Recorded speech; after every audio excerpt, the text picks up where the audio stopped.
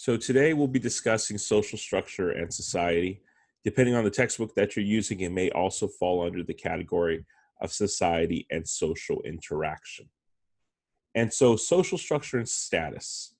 When we talk about social interactions between individuals, we're typically talking about two or more individuals who have a degree of predictability in their conversation. And what I mean by a relative predictable nature of their conversation is not simply that the individuals know exactly how the other person is going to respond, but rather we know that there are social restraints that do shape human behavior, that do shape social interaction. And what we mean by this is essentially that if I'm having a conversation with someone about the Clippers, for example, my favorite NBA team, I can expect that our conversation will continue, at least for some time, related to basketball. That this individual won't all of a sudden start talking about a swimming pool that they're building or a vacation that they went on.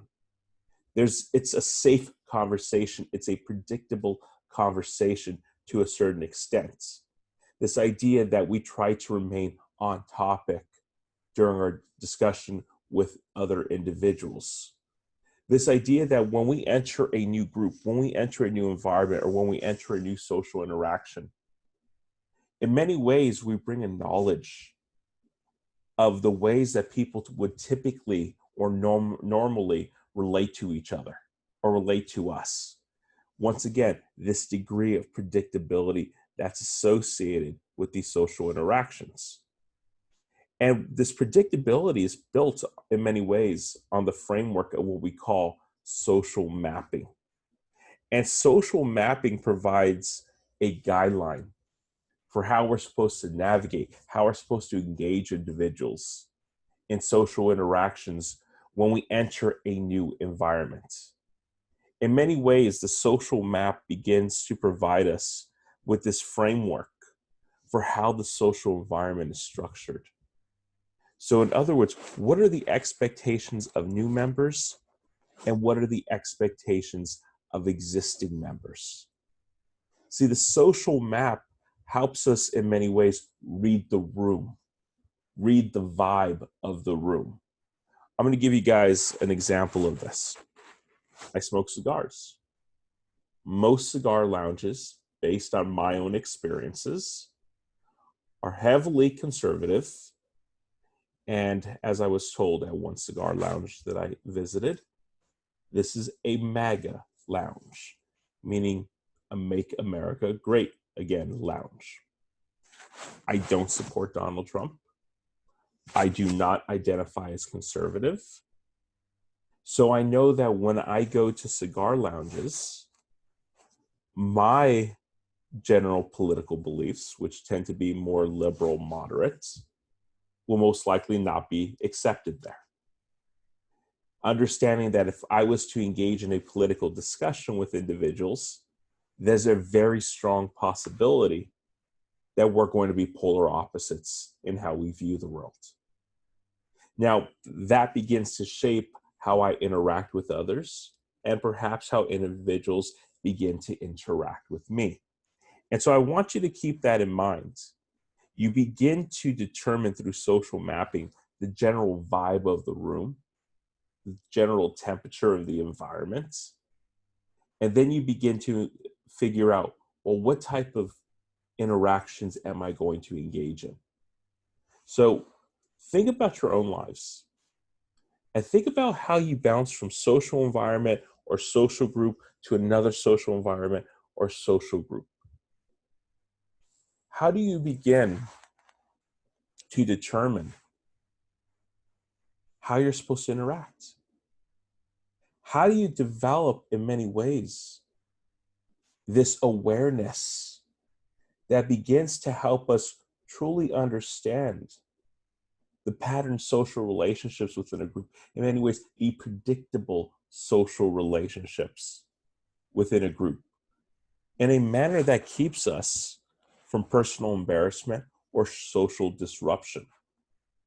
Going back to this example of cigar lounges, Although I know that individuals are going to defer for me and my political beliefs, there are times where I'm sitting back smoking a stogie and I'm listening and I'm observing what individuals are saying.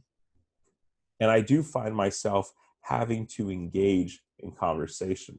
Essentially, I can't just keep my mouth shut, especially when individuals are speaking nonsense. Well, I want you to think about that. That's a social disruption. That can be deemed what we'll talk about in future classes as deviant behavior, because I'm going against the grain. Right? I'm engaged in behavior that doesn't fall in line perfectly with what is considered acceptable within those social settings. And so when we think about pattern forms of social relationships, we refer to those as social structure. All of us, to some degree, have some form of pattern social relationships.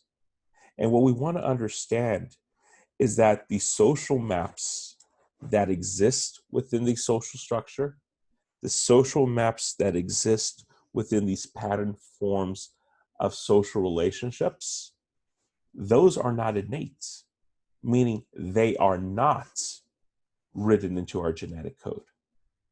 Instead, through the socialization process, through our interactions with others and significant others, those social maps of, hey, I can say this in this setting and I can't say that in another setting, the do's and don'ts of social relationships or social interaction, those are learned behaviors. We begin to understand the power of social maps, the influence of social maps on our everyday lives by understanding statuses and roles that individuals occupy within a specific social setting. The idea that my interactions with my professors as a student are going to differ at times from my interactions with colleagues, from my interactions with close friends, or from my interactions with students. And so you want to take into consideration the impact of those statuses, the impact of those roles. So when we talk about status as sociologists, what do we mean? Well, I want you to think about the different labels or the different statuses that are oftentimes existed in a person's everyday life. I want you to think about individuals holding the status of doctor, of a student, of a mother or father, as a son or a daughter, or even an employee. All of these labels refer to some type of status. And so when we talk about status, we're essentially talking about a position that a person occupies within the social structure. And so I want you to think about the multiple statuses that you occupy within your own personal life. Some of us may be working, so we could check the box of an employee. All of us are someone's son or daughter, so we can check that box as well. Perhaps some of us are siblings to a brother or sister. Perhaps some of us occupy the position of a father or mother. All of us are obviously students. That's why we're here today. And so you want to think about all these statuses and how all these statuses impact your everyday life. How do they begin to influence not only how you interact with one another, but also how you engage in daily tasks? When we look at statuses, in many ways, what it provides us with is a definition of who and what we are in relation to other individuals within the same social structure. Now, with every new life experience, you're going to add new statuses. All of you are going to be graduates of Rio Hondo College or Los Angeles Harbor College. So you'll be able to check that box of alumni. All of you will be graduates of a four-year university. So you'll be able to check that box as an alumni? Well, think about how that begins to provide opportunities. Depending on what college or university you go to, that alumni status can open a considerable amount of doors for you, can provide networking opportunities for you as you progress through your everyday lives and your professional careers. And those networking opportunities are built on the foundation of holding the status of being an alumni. So how do we begin to acquire our statuses? Well, there's two forms of status that we're going to focus on: Ascribe status and Achieve status. When we talk about Ascribe status, we're talking about a social status that is neither earned nor chosen. It's assigned to us at birth. And so when we start to think about Ascribe status, we're talking about an individual being labeled male or female, with the exception, of course, of a sex change operation. We cannot select our gender. Well, I want you to think about that. Male or female was assigned to you at birth based on your genitalia. We'll talk about that later on when we start to talk about gender, when we start to talk about sex. But I want you to view Ascribe status in that way. That was neither earned nor chosen, it was assigned to you. Now we look at Achieved status. And Achieved status varies greatly from Ascribe status in the sense that Achieved status is earned or chosen because people have some degree of control or choice. Let me give you an example of this. In most modern societies, an individual has the opportunity to choose to be a parent, has the opportunity to choose to be a spouse. That is an Achieved status. Another example could be the fact that occupations, depending on what your future occupation may be, well, obviously you can achieve a certain level of status within your occupation based on a variety of factors: your work experience, your training, or the level of education that's required in order to seek a promotion. So when we think about Ascribe, when we think about Achieved status, remember, Ascribe status, neither earned nor chosen, it's assigned to you. And Achieved status, you did something to earn that position based on the degree of control and choice that you have in your everyday lives. Now let's look at this concept of what we call a status set. And this is what I was making reference to a little earlier. This idea that a status set contains all of the statuses that an individual may occupy at any particular point or time in their life. Think about if you were a college athlete. You're not exclusively just a college athlete. You could be an architecture major. You can also be an artist. You can also be a member of your church choir. Within your family unit, you can occupy the status of being a son or a daughter, a brother or sister. And so you want to take into consideration, right, how all of these statuses are part of a network of statuses that exist within our everyday lives. And once again, as I challenged you before, think about your status set. Think about the statuses that you occupy, because when you focus on your final paper for this class, and I ask you to identify your sense of self, I ask you to identify in that final paper, who are you today?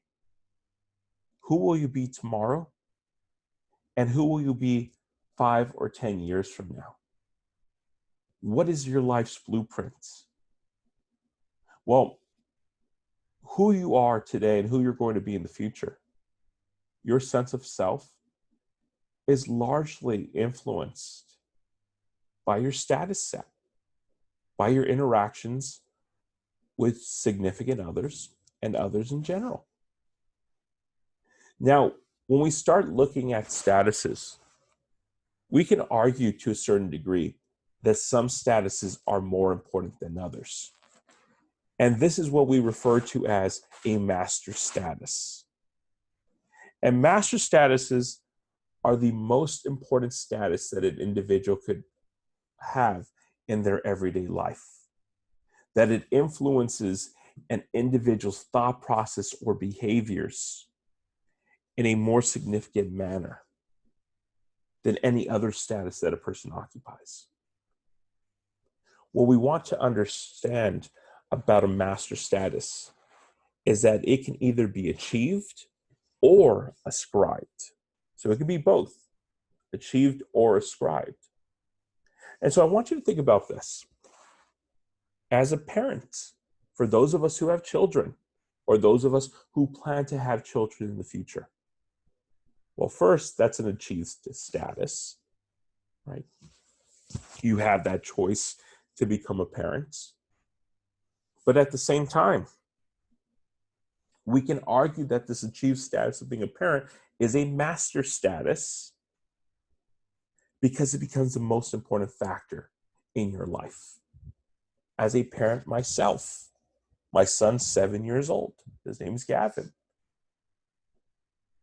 My master status is being that of a parent, constantly worrying about his well-being, making my decisions, particularly my career decisions, in a way that will benefit him, that in a way that will make sure that I'm accessible to him. So the master status of being a parent influences all my other statuses. It influences how I interact with individuals. It influences the type of behaviors or activities I'm engaged in. I want you to think about occupations at times. Those can be viewed as an achieved status. If you allow your job to be all-consuming, if you allow your job to run your everyday life, well, that can influence where we live, how we live, and how long we live at times. And so you want to think about master status within your everyday lives. And think about it. Do you have a master status? For some of us, that master status may be being a student in college. That you understand, I'm going to make the sacrifices in activities I'm engaged in the friendships that I have, in how many hours I can work, because I want to get through the college process. I want to graduate with a degree. What we also want to take into consideration under this concept of master status is what we call ascribed master status.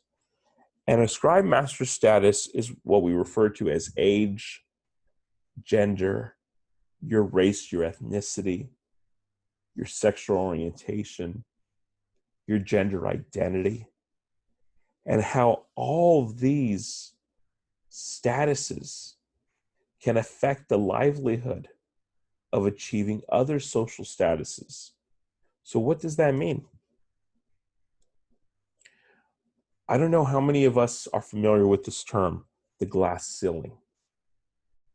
But this idea that there is this invisible ceiling, this invisible glass ceiling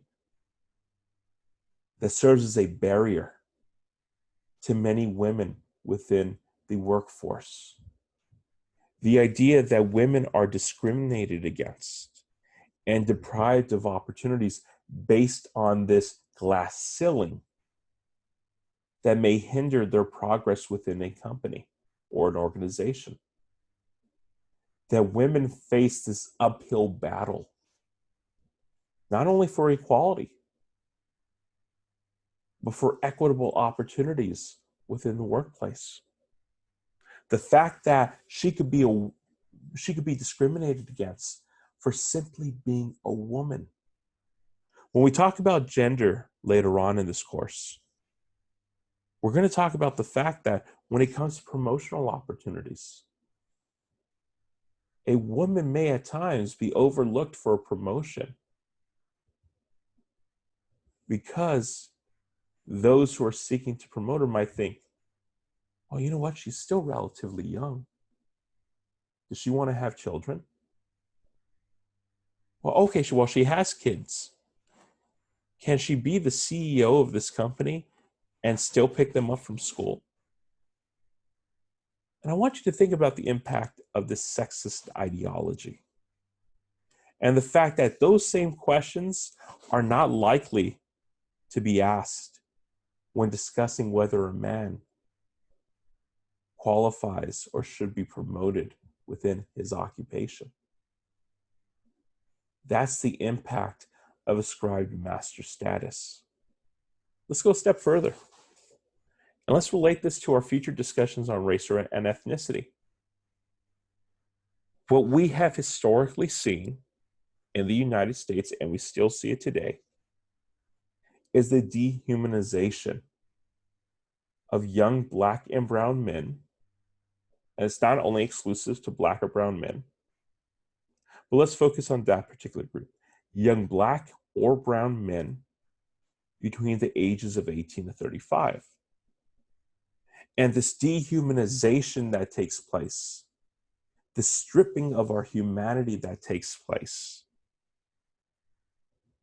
conditions at times law enforcement officers to engage in social interactions, regardless of the reasons, with young Black or brown men, with a degree of hesitation, with a degree of with a high level or high degree of social anxiety. This idea that law enforcement officers have been socialized in a world that has these images in media of Black and brown men as dangerous, as thugs, as drug dealers, as individuals who should be feared.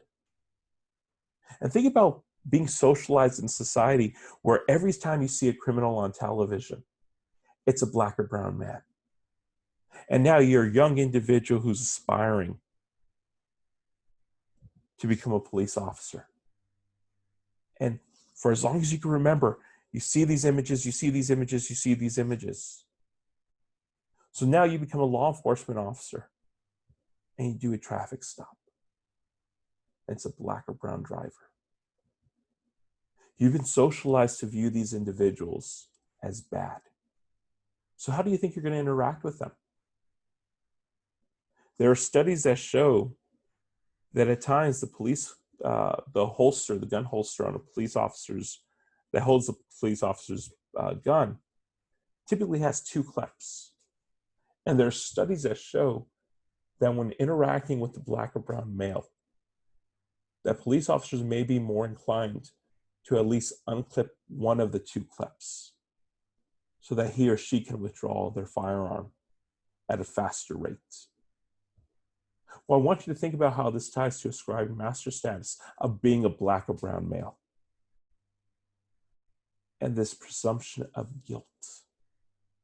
See, what we find in our society is that those who are Black or brown, particularly males who are Black or brown in their interactions with law enforcement, and once again, it's not exclusive to just males,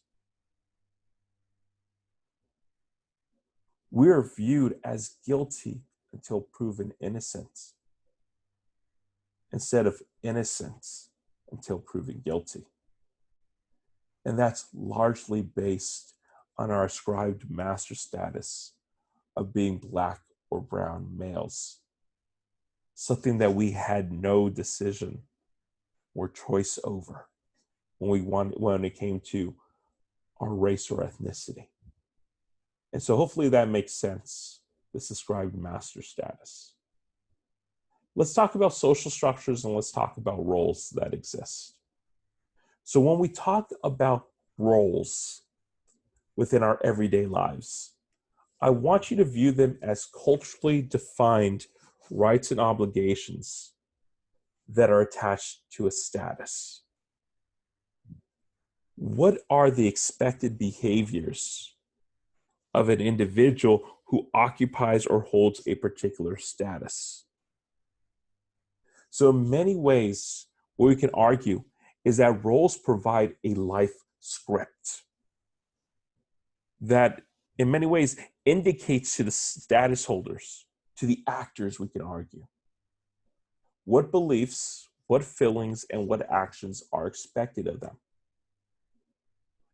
As a father, my role as a father comes with expectations that I'm going to feed Gavin, that I'm going to house Gavin, I'm going to provide a nice, safe environment for him, I'm going to keep him safe, and that I'm going to support him. That's the role of being a father. And I want you to think about how the statuses we occupy can carry a variety of roles. Think about if you were a medical doctor. You don't simply just go to medical school and say, okay, I'm a medical doctor, I don't have to do anything else other than treat patients. When you are a medical doctor, you're not only expected to diagnose illnesses and prescribe treatments, but you're constantly expected to educate yourself about new medical developments, about new technologies that are available. Within your office, your medical office, you're expected to schedule appointments. You're held accountable as a medical professional to stay up to date. Well, those are all the different roles that a medical doctor plays.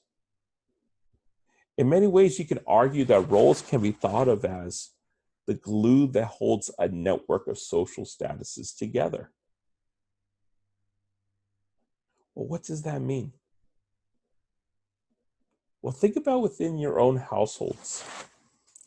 What roles do you occupy in the status of a son or a daughter?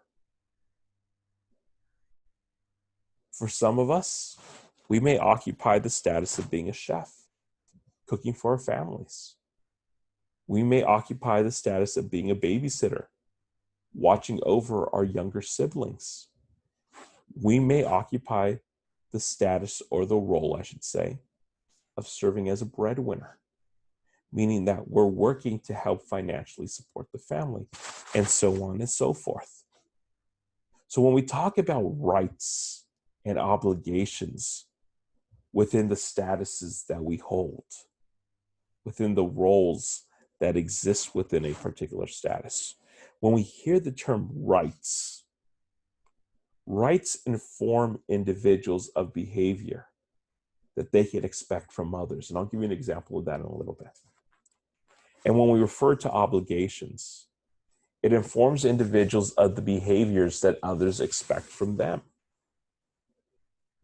And so let's go back to this example of a medical doctor. Medical doctors are obligated to diagnose their patient's illness. Well, that's an obligation. Right? Your patient expects you to provide them with a diagnosis when they go in complaining about some type of physical ailment, for example. And patients have the right to expect a diagnosis from their medical doctor. Those are rights. And so think about that, and think about what type of obligations or rights exist within the status of whatever your future career goals are. The idea that teachers are expected or obligated to teach their students, while students have the right to expect to be taught by their teachers. Let's talk about role performance and social interaction. So status and roles provide a foundation, a basis for group life, how we interact with one another. And when we start to look at how roles are activated within our statuses, well, think about it from this concept of role performance. And role performance is essentially the activation of a role through the actual conduct or behavior that's associated with that role. So how do we bring that role to life? How do we serve as a breadwinner? How do we serve as someone who cares for our siblings? How do we how do we behave as someone who is seeking to feed their family? That's role performance when it becomes activated. And then we look at social interaction. And once again, social interaction is the process of two or more people influencing each other's behaviors. It can influence our behaviors, for example, through the process of fighting. Right? Imagine two little boys fighting, two little girls fighting. Right? It probably started with an insult, then a counter insult, and some type of challenge, and then escalated to, fists being thrown at one another or kicking each other, whatever it may be. Think about your social interaction with your close friends as opposed to your family, as opposed to your acquaintances at work, as opposed to your acquaintances at school. And think about how your behaviors, how your interactions may vary between those different groups that you're interacting with. Now, we also want to understand the relationship that exists between culture and social structure. And the first major bond we can argue between culture and social structure is the concept of a role. As we mentioned before, culturally defined rights and obligations that are attached to a status. What behaviors we can expect from others, and what behaviors individuals can expect from us. We also think about the impact that exists between this relationship of culture, between culture and social structure, being built on the foundation of status, right? What position do we occupy? And essentially what happens is that through these roles that are attached to each status, we begin to understand the impact of culture, how we were raised. I want you to think about it in these terms.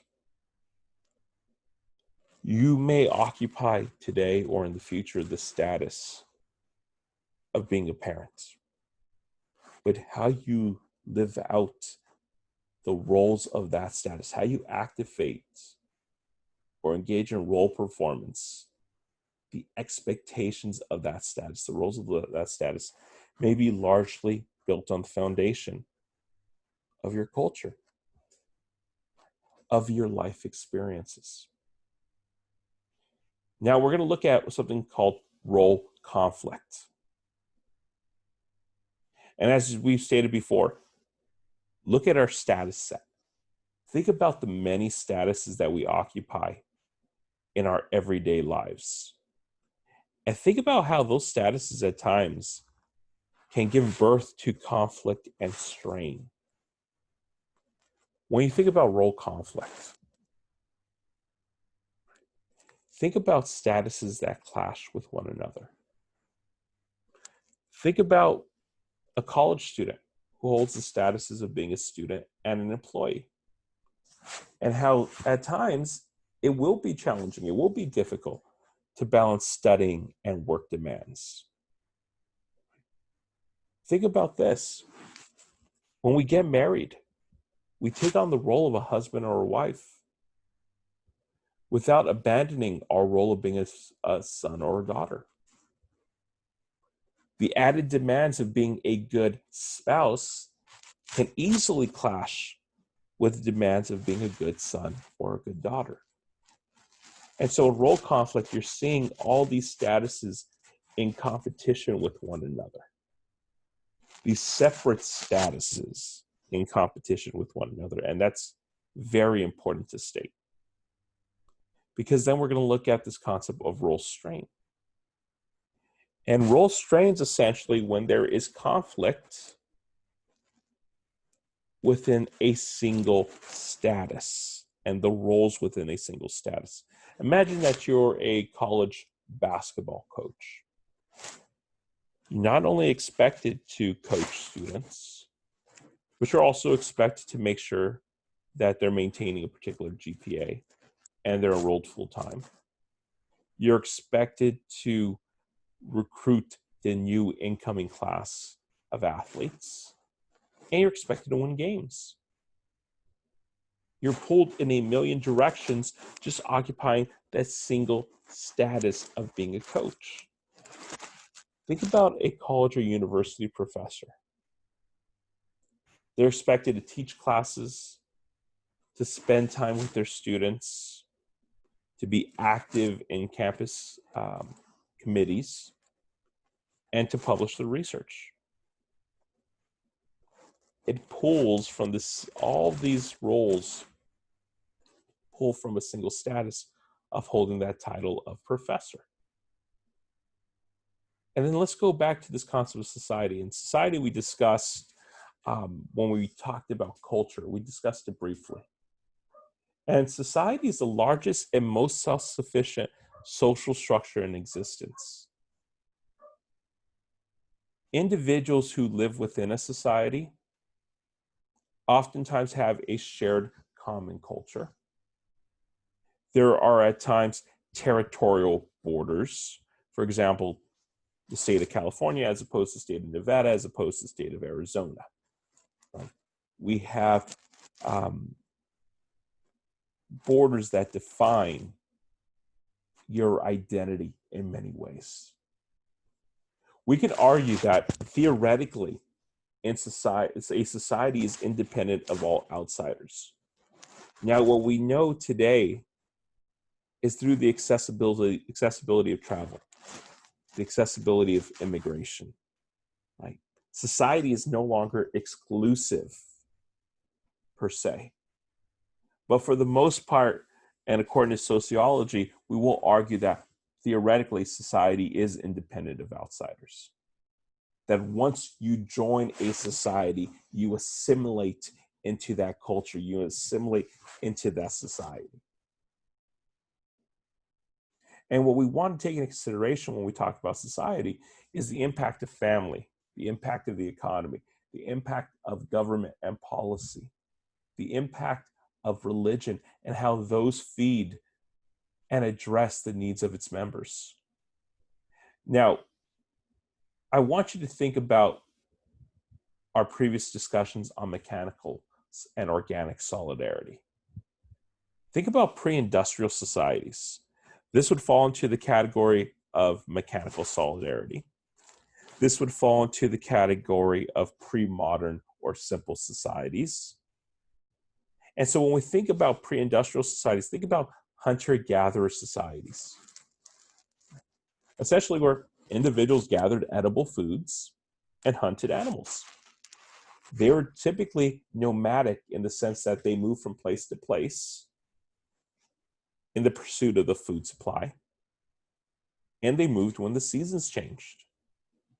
These were relatively small communities, fewer than 50 people, and they were held together through emotional bonds, aka mechanical solidarity. This idea that you're going to fetch water, you're going to fish, you're going to hunt, you're going to protect our group, etc., etc.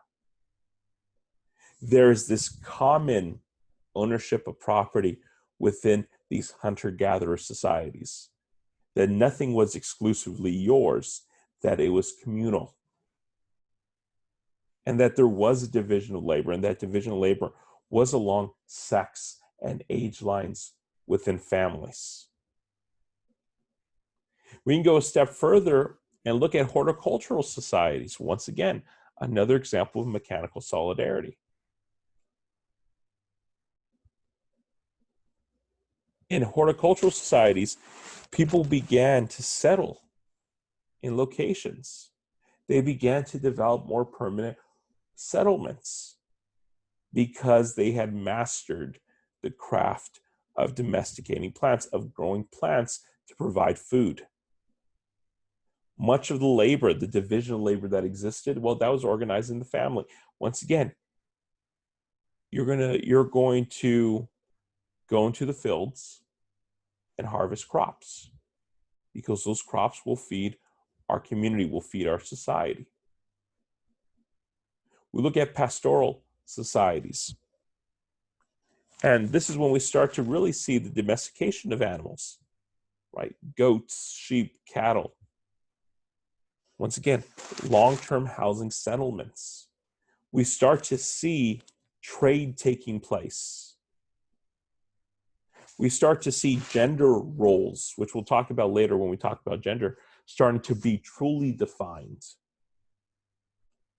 We see men more engaged in the physical activities that exist within their settlements, as opposed to women caring more for the household, caring more for the children, which obviously is physical in nature as well. But we start to see these establishments of gender roles. We start to see social inequality being birthed in many ways, because individuals began to hoard the surplus of meat, the surplus of plants. And that began to raise their social status because they had more than others. We look at agricultural societies, right?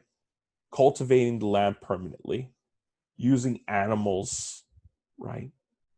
To address the needs that existed within this land cultivation. The plow, for example, being used. We see increased productivity in agricultural societies. We start to see the emergence of small towns, small cities.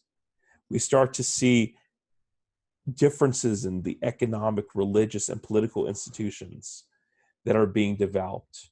We start to see increased levels of trade and also a money economy, an economy largely based on currency.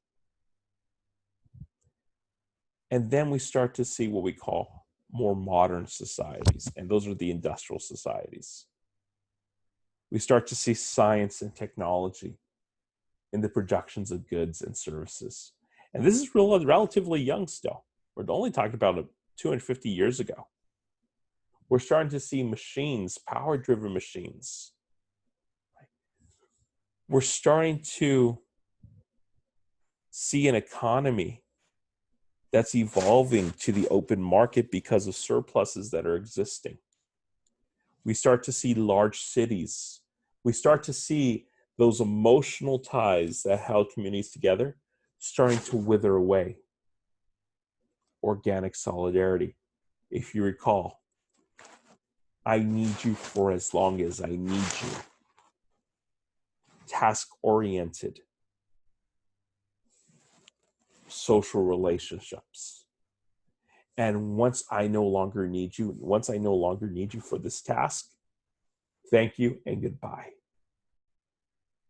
We start to see education systems being developed where you're no longer just being taught how to read or write within the household. Now you're going to formal schools.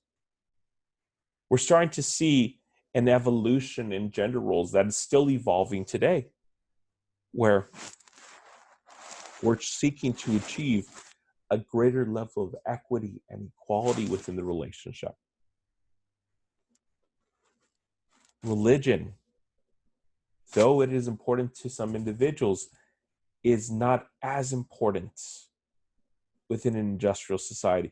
We start seeing that linkage between a person's personal life and a person's faith starting to lessen, starting to weaken. Society becomes more complex, more specialized, more interdependent in the performance of certain tasks, but also in many ways more independent. Social relationships, once again, become impersonal, not necessarily restricted by personal or emotional bonds to one another. And then let's go a step further in defining the society. We have what we call gem and shaft societies, pre-industrial societies, like mechanical solidarity, the glue that holds society together through tradition, through kinship, through intimate social relationships. And then we also have what we call Jessel shaft societies. Those are more modern, more industrial, organic solidarity that's characterized by weak family ties, a constant level of competition for scarce resources, and less personal social relationships. We can also define these as what we call folk societies and urban societies. Once again, folk societies is an illustration of pre-modern societies. It's an illustration of Gemeinschaft. It's an illustration of mechanical solidarity because it rests on tradition, cultural and social consensus, family and personal ties, a very limited division of labor, and an emphasis on the sacred. As opposed to urban societies that are impersonal and contractual, mechanical solidarity, a very complex and specialized division of labor. The secular concerns, the less religious concerns, outweigh the sacred ones. The importance of emotional bonds and the family begins to decline within an urban society. And then lastly, let's look at post-industrial societies. And once again, this is an illustration of mechanical solidarity. And this is what we start to see really emerge in the 1970s. We start to see the development of service industries. We start to see greater social instability. Divorce begins to increase as the 1970s because the taboo begins to lessen, to weaken. We see an increase in crime. We see rapid social change. We see less social and cultural consensus. We start to see reduced gender inequality. Now, it doesn't mean inequality doesn't exist post-1970. It still does exist. But we start to see more inclusiveness as opposed to exclusiveness. We see a greater emphasis on individualism. Right? Lift yourself by your own bootstraps, a degree of independence. We start to see more white-collar employment as opposed to blue-collar employment. And we start to see technology playing a major role in shaping how we interact with one another. The intellectual technology begins to dominate human affairs.